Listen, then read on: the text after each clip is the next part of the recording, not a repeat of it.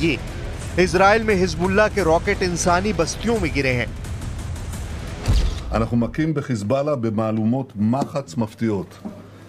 לפני 3 שבועות אנחנו חיסלנו את הרמטכ"ל שלו, היום סיכלנו את תוכנית התקיפה שלו, נסראללה בביירות וחמינאי בטהרן. צריכים לדעת שזהו צעד נוסף בדרך לשנות את המצב בצפון ולהחזיר את תושבינו בבטחה לבתיהם, ואני חוזר ואומר, זה לא סוף פסוק. आग की लपटों से घिरा ये मकान इजराइल के नागरिक का है। हिजबुल्लाह के रॉकेट धमाके के बाद पूरा मकान जलकर राख हो गया है। इजराइल के हाइफा सिटी में भी हिजबुल्लाह के रॉकेट के बारूदी धमाके से कई घर तबाह हुए हैं। तस्वीर इजराइल के हाइफा सिटी की है। मकान युवाल सादा का है। उनके घर पर हुए हिजबुल्लाह के रॉकेट हमले से भारी नुकसान पहुंचा है। हमले से मकान की छत फट गई है। गनीमत ये रही कि हमले से पहले अलर्ट सायरन बजा और युवल घर से बाहर चली गई, लेकिन जब लौटी तो पूरा मकान तहस नहस हो चुका था। קמנו כמו כל הזמן שלפעמים יש אזעקות, לפעמים יש בומים. רגיל, שומרים על ההנחיות, יורדים למטה, אין לנו מרחב מוגן בתוך הבית, יש לנו רק בחוץ מקלט שכונתי, לא הספקנו להגיע אליו, אז אנחנו בדרך כלל נכנסים מתחת למדרגות, ונמצאים שם עד שהאזעקה מפסיקה. נכנסנו כולנו בערך 5 אנשים, לא הספקנו אפילו לסגור את הדלת של ארון נעליים, היה בום רציני בתוך הבית, כל הבית רעד. אני זוכרת קצת פלשבקים, כאילו אש, עשן, דברים כאלה. इजराइल में नेतन्याहू के आलोचक दावा कर रहे हैं कि इस युद्ध में सबसे बड़ा नुकसान इजराइल का ही होगा, क्योंकि हिजबुल्लाह की मिलिट्री विंग खामनेई के बिछाए बारूदी दलदल में नेतन्याहू को तेजी से खींच रही है।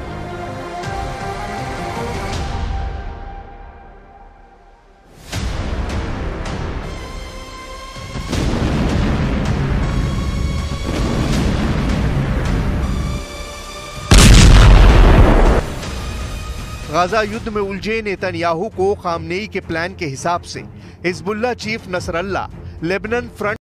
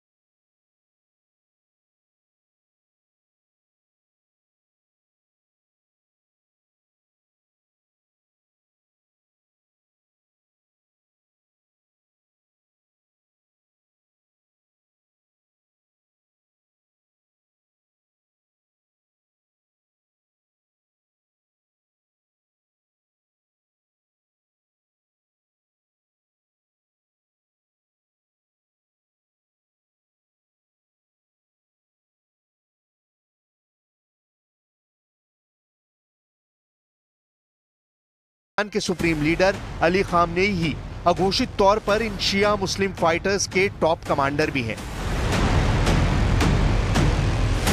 على أسلحة جديدة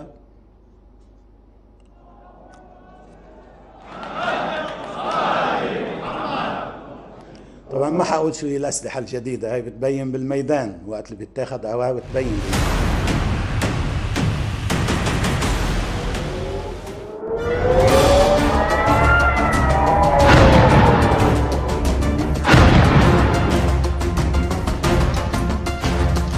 ईरान शिया बाहुल जितने भी फाइटर ग्रुप हैं उन सब की टीम बना रहा है। इजराइल से नफरत करने वाली कट्टर फौज को एकजुट कर ज्वाइंट अटैक का प्लान असरदार साबित हो सकता है। हिजबुल्लाह को जिन संगठनों से इजराइल के खिलाफ मदद मिल सकती है उन्हें भी देखिए।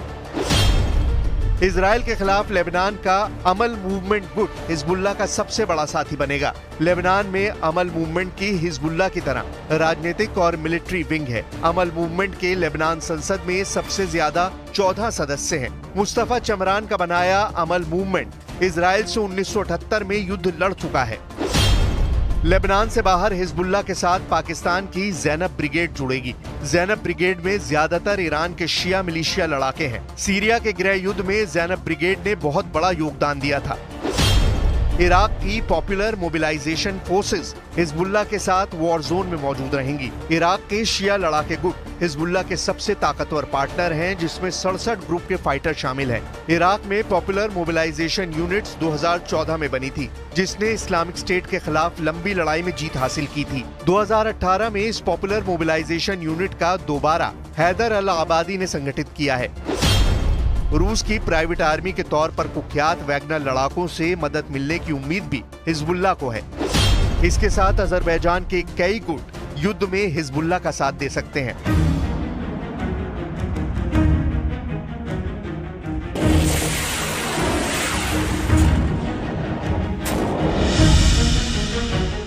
यानी हिजबुल्लाह इजराइल को बराबर की टक्कर देने की ताकत जुटा सकता है, मगर नेतन्याहू अकेले तो युद्ध में होंगे नहीं। इजराइल का रखवाला दुनिया का सबसे ताकतवर देश सुपर पावर अमेरिका है। पश्चिम के वो देश इजराइल का साथ देते हैं जिनके पास एटम बम है। इसी वजह से नेतन्याहू ने हिजबुल्लाह के खतरे से निपटने की हुंकार भर दी है। אנחנו מכים בחיזבאללה במהלומות מחץ מפתיעות. לפני 3 שבועות אנחנו חיסלנו את הרמטכ"ל שלו, היום סיכלנו את תוכנית התקיפה שלו. נסראללה בביירות וחמינאי בטהרן. צריכים לדעת שזהו צעד נוסף בדרך לשנות את המצב בצפון ולהחזיר את תושבינו בבטחה לבתיהם, ואני חוזר ואומר, זה לא סוף פסוק.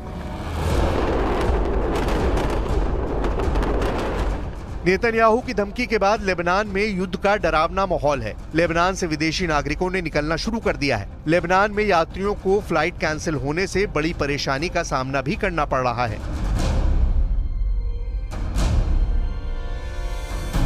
लेकिन काउंटर स्ट्राइक में अगर हिजबुल्लाह कामयाब हुआ तो समझ लीजिए इजराइल कई फ्रंट पर फंस जाएगा। इसीलिए कहा जा रहा है कि हिजबुल्लाह की मिलिट्री विंग ईरान के बिछाए बारूदी दलदल में इजराइल को तेजी से खींच रही है। नेतन्याहू जिस बारूदी दलदल में फंसे हैं, उसमें 7 अक्टूबर के बाद सबसे बड़ा हमला इजराइल पर हुआ है। नेतन्याहू को फंसाने के लिए इस बारूदी दलदल में हिजबुल्लाह भी है, हूती भी है, ईरान भी है, और ये सब कुछ खामनेई के इशारे पर किया जा रहा है। इस बात का तो ईरान को समझने वाले भी दावा करते हैं। हानिया की हत्या के बाद नेतन्याहू के लिए इस दलदल से निकलना एक बड़ी चुनौती साबित हो रहा है। इजराइल में भी इमरजेंसी के हालात हैं, क्योंकि अपने ठिकाने पर हुए भारी नुकसान का हर्जाना वसूलने के लिए हिजबुल्लाह मोसाद के बेस पर हमले की पूरी तैयारी कर चुका है।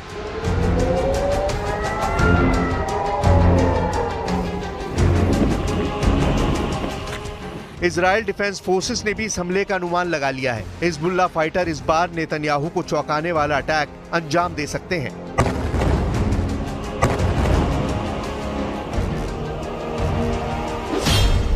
इजरायली आर्मी रेडियो और मीडिया आउटलेट हारेट्स की रिपोर्ट में दावा किया गया है कि हिजबुल्लाह मोसाद ठिकानों पर हमला करने के लिए रात का वक्त चुनेगा। इजरायली सेना का दावा है कि हिजबुल्लाह का इरादा रात भर में मध्य इजराइल में सैन्य खुफिया और मोसाद ठिकानों पर हमला करने का है।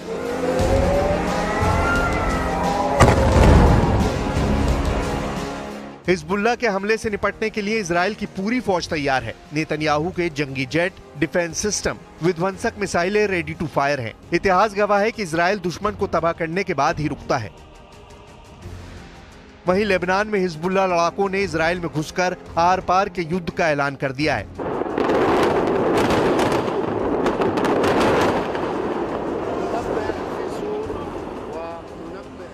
मतलब ये भीषण युद्ध गजा और रफा की त्रासदी से भी भयावह होने जा रहा है, क्योंकि हिजबुल्लाह ने इजराइल के नागरिकों को निशाना बनाया है।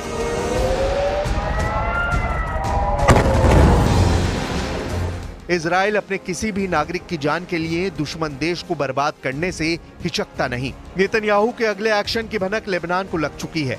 लेबनान के कार्यवाहक प्राइम मिनिस्टर युद्ध रोकने के लिए मैराथन मीटिंग कर रहे हैं। मिस्र ने भी लेबनान को आर पार की जंग से बचने की नसीहत दी है, लेकिन लगता नहीं कि हिजबुल्लाह लड़ाके किसी की सुनेंगे।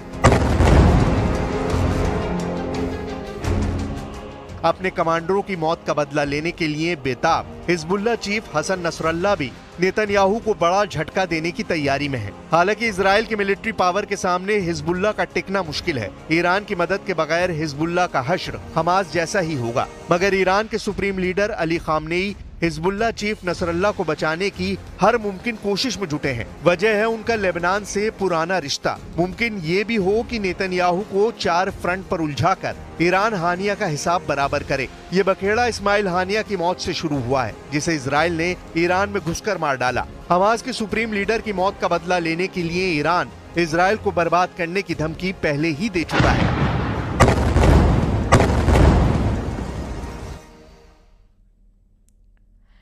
और इजरायल ने दक्षिणी लेबनान में हिजबुल्लाह के कई ठिकानों पर हमले किए। इजरायल के करीब 100 फाइटर जेट के हमले में हिजबुल्लाह के कई ठिकाने तबाह हो गए, जिसके बाद लेबनान के कई इलाके धुआं दिखाई दिए। वहीं लेबनान से हिजबुल्लाह ने भी उत्तरी इजरायल पर करीब 320 मिसाइलों से हमला किया, जिसमें करीब 200 मिसाइलों को इजरायल ने मार गिराया। बताया जा रहा है कि इस हमले में लेबनान में 3 लोगों की मौत हो गई, जबकि इजरायल में 1 की मौत हो गई है और 2 लोग घायल हो गए हैं। जिस हिसाब से दोनों तरफ से मिसाइल और ड्रोन से हमले किए गए, वो पिछले 10 महीनों में सबसे बड़ा हमला माना जा रहा है।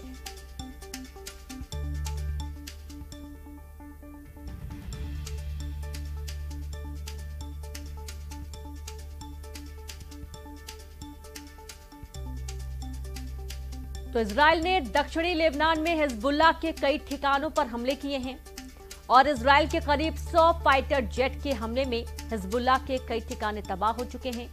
और ये देखिए, जिन ठिकानों को तबाह किया गया है उनकी कुछ तस्वीरें आपको दिखा रहे हैं, जहां से धुआं ही धुआं आपको नजर आएगा। और लेबनान के कई इलाके धुआं नजर आए हैं। और लेबनान से हिजबुल्लाह ने भी उत्तरी इजराइल पर करीब 320 मिसाइलों से हमला किया है। और उस हमले के दौरान की जो स्थितियां हैं वो आपको टीवी स्क्रीन पर दिखाई जा रही हैं। तकरीबन 200 मिसाइलों को इजराइल ने मार गिराया और बताया जा रहा है कि हमले में लेबनान में 3 लोगों की मौत हो गई है, जबकि इजराइल में 1 की मौत हुई है। 2 लोग घायल हुए हैं। और इस हिसाब से दोनों तरफ से जो मिसाइल और ड्रोन से हमले किए जा रहे हैं वो लगातार जारी हैं। और ये 2 तस्वीरें अब आपको दिखाई जा रही हैं। जो मिसाइलें दागी जा रही हैं वो भी देखिए, रात के वक्त का तबाही का मंजर और दिन में काला धुएं का गुबार, दोनों ही तरफ आप देख पा रहे होंगे। वहीं 10 महीनों में सबसे बड़ा ये हमला अभी तक का माना जा रहा है। किस तरीके से मिसाइलें दागी जा रही हैं वो भी देखिए। और जो ड्रोन हमले किए गए हैं उसकी वजह से कई इलाके पूरे तबाह हो चुके हैं। और अब ये 3 बड़ी तस्वीरें, जो तीसरी तस्वीर है वो देखकर आप अंदाजा लगा पाएंगे कि पूरा इलाका जो है वो तबाही के मंजर में नजर आ रहा है।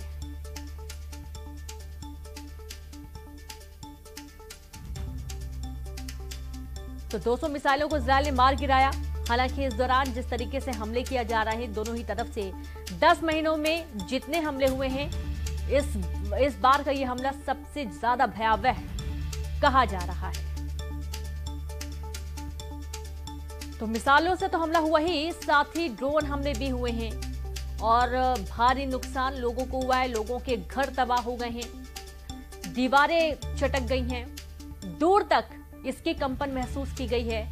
और अब आप ये आगे की तस्वीरें देखिए, जब इस हमले के दौरान आप देखेंगे पूरा का पूरा इलाका